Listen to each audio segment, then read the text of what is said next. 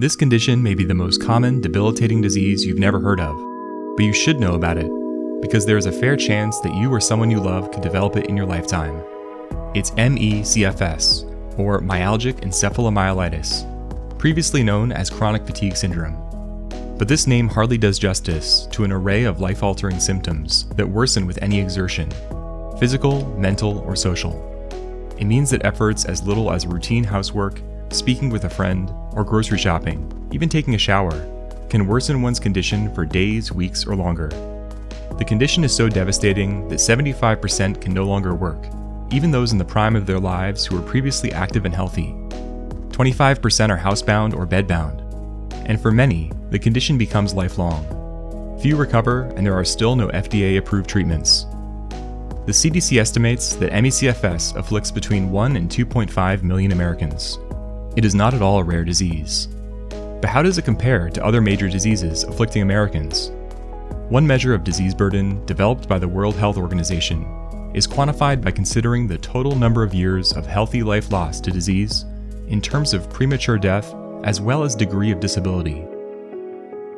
On this measure, MECFS far exceeds the disease burden of better recognized conditions like multiple sclerosis and HIV/AIDS.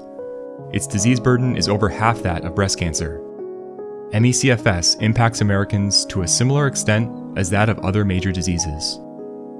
Now, you would hope that the burden a disease imposed on the lives of Americans would be a primary factor in deciding how much public funding is allocated for research by the U.S. National Institutes of Health.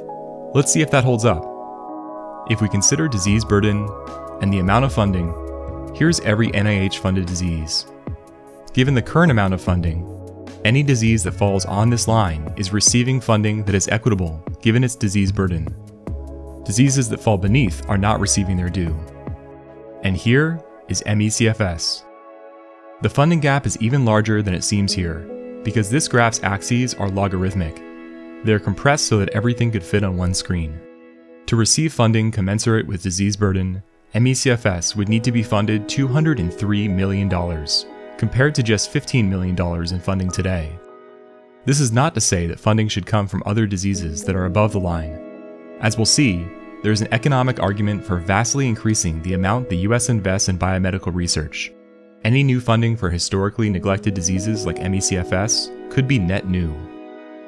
Now, what if we zoom in on just those conditions with a burden most similar to MECFS? Does the situation look any different? In fact, it looks even more dire.